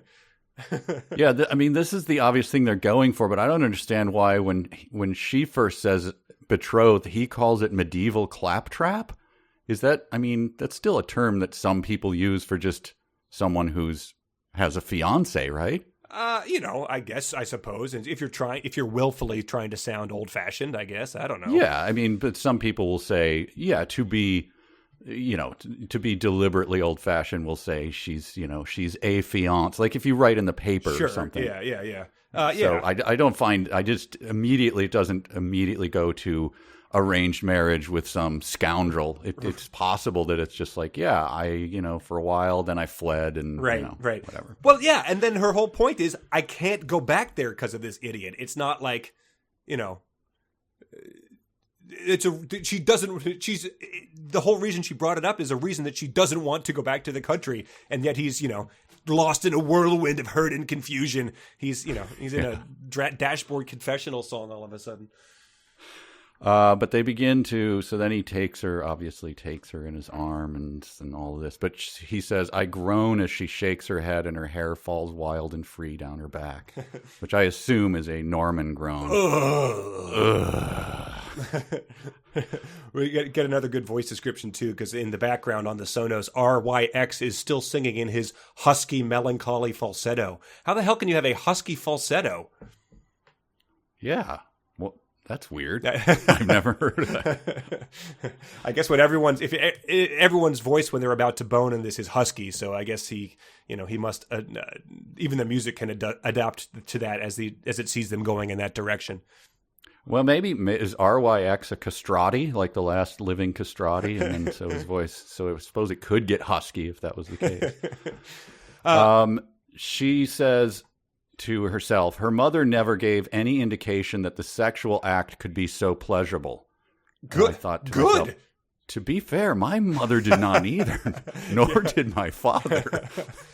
That would have been the most uncomfortable conversation on the planet. Yeah, right? Right, exactly. Her mom shuffling out of the onto the unpaved floor of their hovel, wearing her father. She's doing the girlfriend thing where she's wearing her father's shirt, but it's his dirty, stained wife beater that covers her down to her knees, smoking a cigarette. When you get old enough, honey, you're gonna learn he could just make your thighs quiver and your belly flutter. You're gonna shake the paint off the walls, sweetheart. She's trying to watch Dora on their black and white TV that they have to bang to get the hit to get the picture to come in, and she's like, "Mom, please, I'm 7." Well, when this guy here, see him over there chewing on that cigar stub, when he runs his nose up my sex, I'm here to tell you. Then her father hurls a bottle at the wall and it shatters, and she snaps right back into, "I'm so sorry. I will run to market and get more turnips and vodka. I will begin baking your yogurt immediately." But yeah, that was a standout. So then he whispers, "Good morning, princess," again. He's continuing to go to this strategy. I guess it is working. So you're right. True. Uh, Yeah. It doesn't result in that very plausible alternate ending we heard. But yeah, he says, "I'd rather spend all day in bed with you." And so she starts making him breakfast. And we get that scene that we got earlier as a potential fanfic where she serves him scrambled eggs on a fork. She opens her mouth and I feed her. She says, and closes her eyes in anticipation. My dick rouses at the sight. And then he says, "The eggs are amazing. She's added feta cheese, I think." It's like, well, you went to the grocery store. Did you see her buy the feta cheese? Because that would be a pretty big tip off if she bought them, and if they taste like feta. But it really just paints a picture, and we're here to take it all in. That a character thinks there might be feta cheese in the egg he's eating. I had that sentence marked down, and then he continues, "This is heaven on a plate, Alysia." So her poking a little feta cheese crumbles into some eggs and frying them up in a pan is heaven in a plate. Is this guy an utter moron? Right. Like, he's been served by servants who make, he has the world at his feet, and he's some shitty scrambled eggs that she throws a handful of Kraft feta into is the best thing that he's ever tasted. Yeah, they're slightly saltier than normal because of the feta. Woo. Wow. Wait, you put the cheese between two pieces of bread and then you fry it and serve it with Campbell's, what is this, tomato soup? Right. I'm amazed at this snack. St. Peter's up there being like, turns to the choir of 47 versions being like, "Pack it in, fellas. We're going to have a woman in a hairnet preparing eggs with feta cheese for all new arrivals from here on out." So then there's a big plot point about the coffee in Albania. Mm-hmm. Super sugary, apparently. Yes. Like tooth-shatteringly sugary. He talks immediately about how her teeth must be eroded from the amount of sugar that is in the coffee. And then she has it with none and can't handle it. But anyway, that's another fact to look up. Right. Do they dump a half pound of sugar? Is it like sweet tea in the South where This is just the way they do it. I suppose. Yeah, I it's mean, true. I guess, sugar seems to be one of the first things to go in these impoverished, communist nations where they come in and ban all religion. But maybe that was their one, moment of joy was pouring an entire pound of sugar into their morning coffee. Yeah. By the way, when the coffee comes, he says, "Well, hello, coffee. The aroma is mouth-watering." Again, this guy is easy to please. He goes to a Denny's and gives it a 5 stars. Right. She's like, well, it was really just the breakfast blend K-cup that's clearly what you stock in this house because you're not here very often. So it would make no sense to have good coffee because it would go poor. But this shelf stable garbage is all we had available. But hey, whatever, float your boat. Yep, and then we get she begins to play the piano. I might be skipping, so if you have notes before then, because that's my last note in chapter 18. No, he just fired up Sonos again. Yeah, well, he listens to her playing Rachmaninoff's piano concerto. I think he eventually says it's the Rock 2, as it is called. Okay. She's listening to it on headphones and playing the piano along with it. And his review of it is, it's ... emotional. That's the Mister's review of one of the towering pieces of classical music by one of the geniuses, a Russian composer. It's emotional. Wow. So, yeah.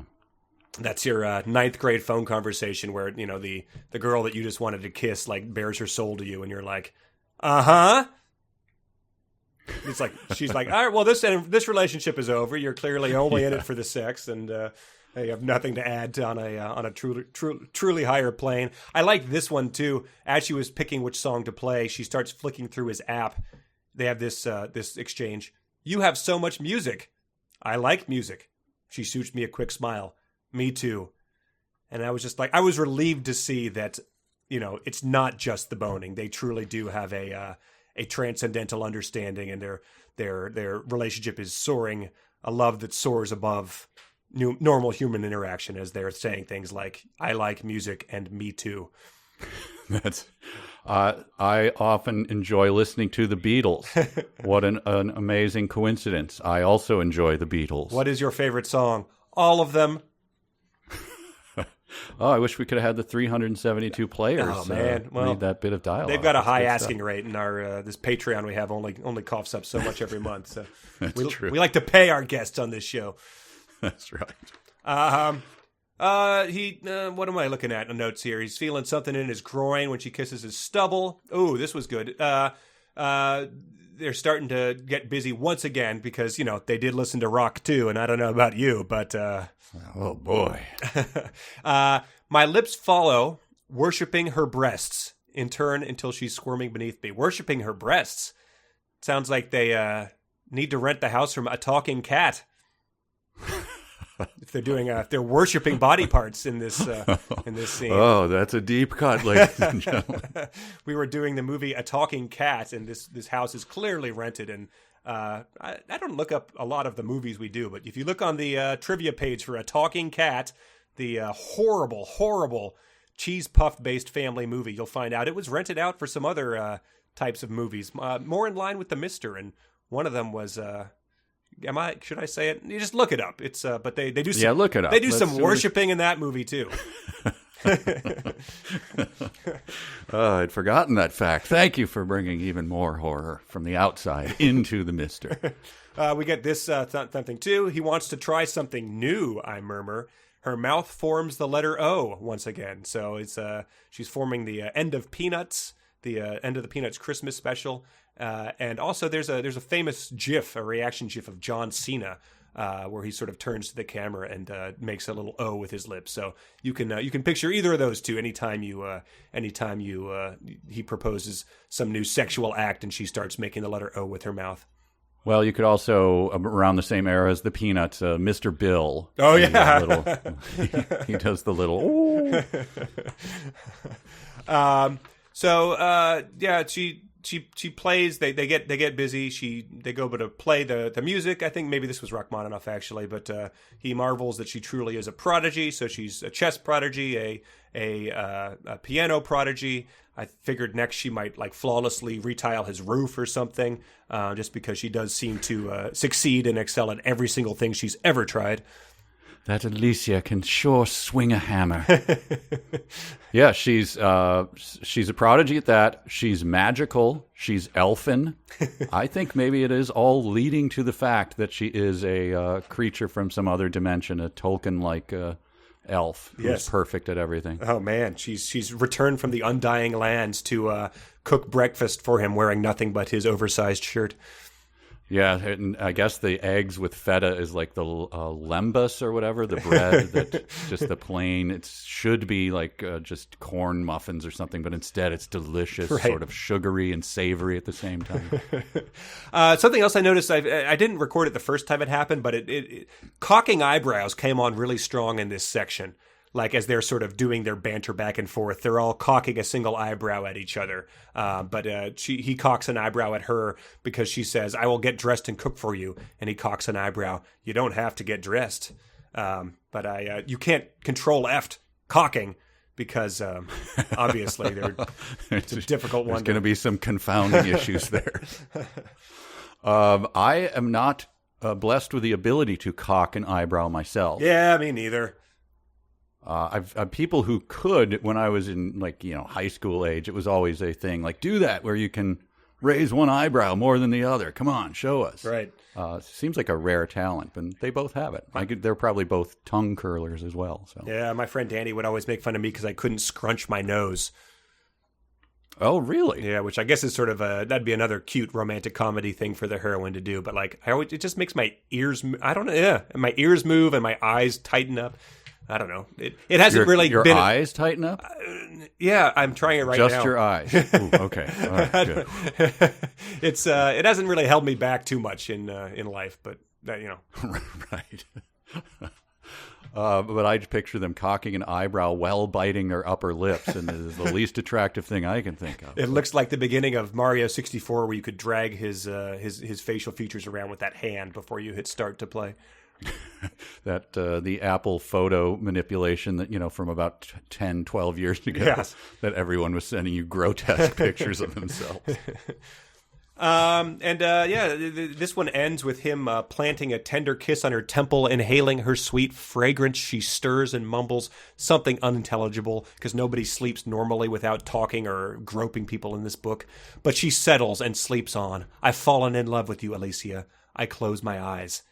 And I just thought that the all italicized fuck was implied. Yeah. Something's missing here. This chapter trails off. That's it for chapter 18. Yeah, that's all I got. And chapter 19 was sort of a weird placeholder one.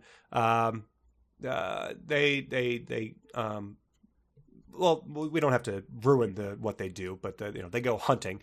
But there has been some information omitted from this, and I thought this was a good place to sort of imply it. But she feels fine this morning. Oh, she's upset because they're not going to bone. She feels fine this morning, but before she can cajole him into a little more time in bed, he waltzes naked into the bathroom. All she can do is admire his fine physique, the muscles in his back rippling as he walks, his long legs, his backside. He turns and gives her a wicked smile, then closes the door. She grins. What does he have planned?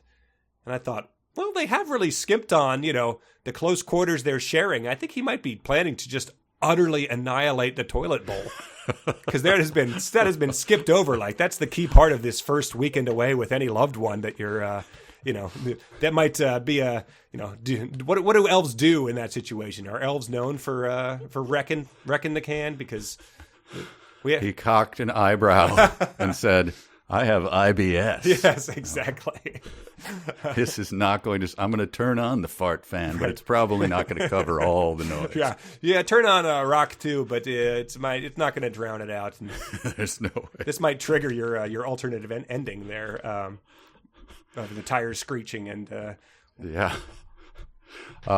She's, turn on the rock, but go to the third movement, the most loud one. Right. He really gets banging towards the end there. Or maybe the 1812 Overture. I know that's classical music for dummies, but I'll try to time it. But yeah, he takes her, he phones in an order to Danny to get the stuff ready to go for a clay pigeon shoot. Yes, and we get this bit of tension here. As we get nearer, I wish I were in the Discovery.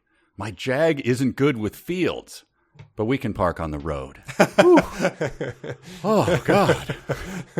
Don't do that to me. Wow. I mean, maybe there's going to be he's going to drive in through a field to chase people down at the end of the book, but I think we can all agree probably not. No, I think this is just another, the Discovery and the Jag is his humble brag to himself. Right. Sure wish I had my Discovery, but my Jag's good.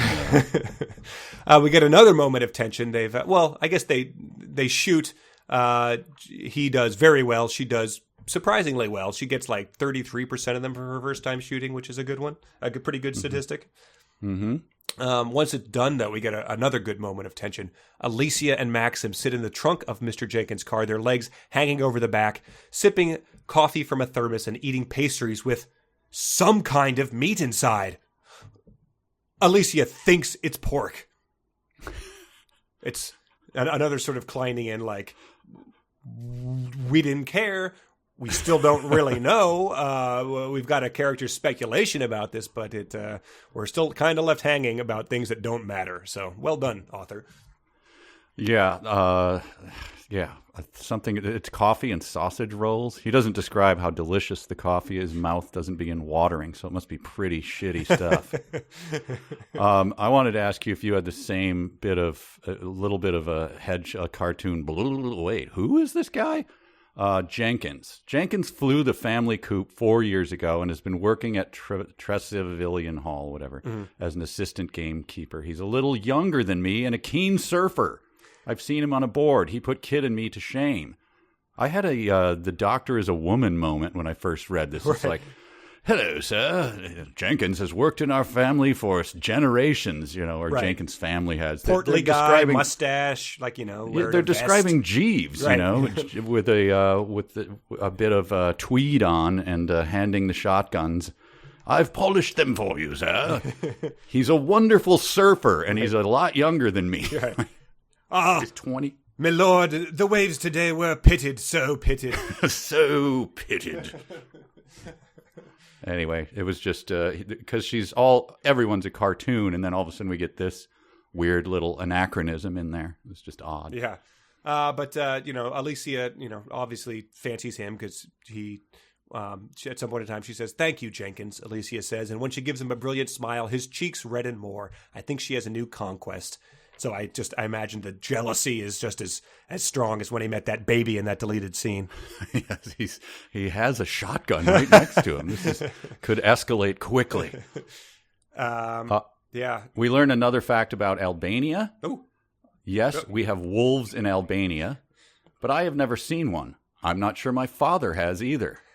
So someone told them they have wolves in Albania, but it seems like it could just be a prank. But she's never seen one, nor has her father. Right. I mean, I raise my hand. I'll assert that the same is true for me. Oh, I've seen a number of wolves in the wild. Yes. Wow. Yeah, they're pretty common in the north woods of Wisconsin, where I have been. Cool. Well, my father has never seen a wolf, and I have never either. Maybe Alysia's mother has seen lots of wolves. She leaves that unsaid. We're left to wonder. All of the wolves in Albania are of the cartoon variety who hammer on their own heads with clown hammers, however. Well, sure, if Alysia's walking around, I mean. Yes. But yeah, we do a whole thing where he's about to confess to her that he is the Earl of Trevithick, and then, he's like, I'm actually the Earl of... Wait, Maxim, look! Like at the deer that shows up. So he's left to delay that announcement a little longer. And he says later on, after they go back home, he's saying, "It's after midnight, and Alysia dozes beside me. I must tell her about who I am, Earl of Trevithick. Fuck. Why am I so reluctant to come clean? Because I don't know how she feels about me." And so at this point in time, I just almost slammed my head into the wall with his lack of self-awareness about how this woman, who he has had sex with 137 times in the past 12 hours, feels about him. I imagine the final page will get that too. I mean, there's no, I can't wait till the moment when they know. Right. I guess again, it would redeem the book if she was like, "Oh, sure. I mean, good. I just an earl. I assumed you were like, fourth in line to the throne with the amount of wealth you've been throwing around this entire time." Right.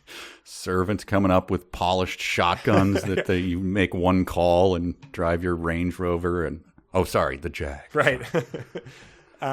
He's saying something to her, and I forgot to write that down, but it's something mundane. It's nothing, I don't know. He's not trying to describe, the theory of the singularity or, something like that. And he says, "I'm amazed that she's following what I'm saying." Why? Right. You've described her as literally the most incredible human being you've ever met about 300 to 400 times. Right. Prodigy, brilliance. Again, prodigy, genius. Magical, genius, beauty, poise, graciousness, courage, pride. But you getting what I'm saying? Hello, right. Knocking on her head. Right. Right. She's way above average, even shooting a gun at clay pigeons. But it's like the idea that he might be she's not piecing together anything about his background already, which evidently he's not. No, he's not. Makes another good joke, though. I think it's about the sausage rolls or something like, "Maybe the wolves ate them all," I whisper. She turns to me and laughs, head back and free. Oh, my It's God. an endearing sound. I made her laugh. It's no yogurt joke, but it's good stuff. It's no vacuum cleaner. Right. At this point in time, you just have to start trying out, like, potential kex phrases, like being like, "a blurgity blue." And then if she laughs at that, you're like, all right, check that one. I'll work that one into the rotation. Comes up with nicknames for himself that she thinks are funny. They all call me Mad Dog, don't you? Oh, Maxim. She'll have to subscribe to the Patreon to get his explanation for that, however. That is correct. Well, it ends with a legitimate cliffhanger, not an italicized profanity, but his neighbor, Mrs. Beckstrom, calls, who I think she saw walking dogs at some point in time. "Hello, Mrs. Beckstrom, is everything all right? My voice is low, so I don't wake Alysia. Oh, Maxim, there you are. I am sorry to call you so early, but I think you've been burgled. Dun, dun, dun. Dun, dun, dun. So Yeah. we're gonna have to flee this idyllic paradise earlier than he thought. We're not sure how long he'd planned to stay here if he hadn't been burgled, but he's got to go confront this, and I suspect it's the Albanian wet bandits who are coming to I don't know if they burgled him or just sent him a message, but that's what we're going to deal with in the next chapter. We're going to miss even more trips to the sea where she jumps around like one of the Red Hot Chili Peppers and cries out, "The sea, the sea." So it's a shame. It is. She seems so happy here, but we have things to look forward to. She's going to be in a trunk. She's going to be peeing herself. So there's all sorts of. Kicked in the stomach. Right. So we're building to that for the next time. But until then, we do have a few reader emails we can read. We're going to the party. We're going to the game. We're going to the disco. We're going to cruise out, man. We're stealing people's mail. All right, yes, so we got emails. We got lots of emails. A lot of these emails come from our fine supporters at Patreon, which you can check out at patreon.com/372pages, where we have been running a meme contest. We had some excellent winners. We posted them for everyone to look at on these social channels. You can also get every episode early there. And we've been posting Trucking Through Time previews. It is a lot of fun, and we really appreciate it. So thanks to everyone who supports us there. And this first email is from Chris. He says he's not reading the book. He's listening to the audiobook and just wanted to give us a little taste of what that is like. He says, for a start, the audiobook is 30 hours. I can't imagine this text taking me more than a third of that time to read. So you guys are all reading your homework in 40 minutes. It takes me 4 hours. Then he says, that's 4 hours of listening to the voice of Maxim Trevelyan. And let me tell you, the guy they chose to read his parts has his character nailed. And he says, Connor, I'm going to tell you the name of the guy who did the voice because it's so perfect, but make Mike guess. So what's the name of the actor they hired to voice Maxim? It's the delightful or whatever. I forget what his name is. Michael Sheen. Michael Sheen. It's close, but it's Dominic Thornburn. So it's like a Oh, Who's I don't that? know. I think he just wanted you to guess the British sounding guy they got to. Oh, I see. Okay. Yeah. But it's, wow, that's great. Then he says the woman who does Alysia's parts, but they're written in third person. So why did they find a separate person to do the parts in third person? The woman reading is American, but then she breaks for when she's reading Alysia's dialogue to put on an Eastern European accent. But it sounds... Wow, that's got to be jarring. Yeah, so when she reads Alicia's Albanian swears, her Albanian sounds pretty good to me, who has never heard Albanian spoken. Then she gets to Maxim's lines of dialogue and sounds like a woman who sounds like a man trying out a lordly English accent at the same time. So her impression of Maxim sounds like a man who has just heard a joke and he's trying to see what's funny because he's just suffered a concussion. So it sounds like she's doing she's sort of doing the headmates routine in her head. I mean, in her vocal performance. So sounds very impressive. Wow, maybe we can get a little sample of that for upcoming. That'd be nice. That sounds fun.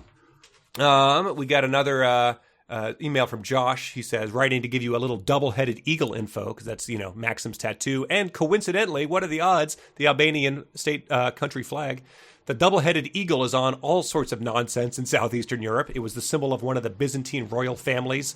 And from there, it ended up on all sorts of Russian, Holy Roman Empire, and other flags and crests. Basically, anybody who wanted to pretend they were the heirs of the Eastern Empire used it. So it really just means the Mister comes from a long line of self-important jackasses who are pretending to be emperors.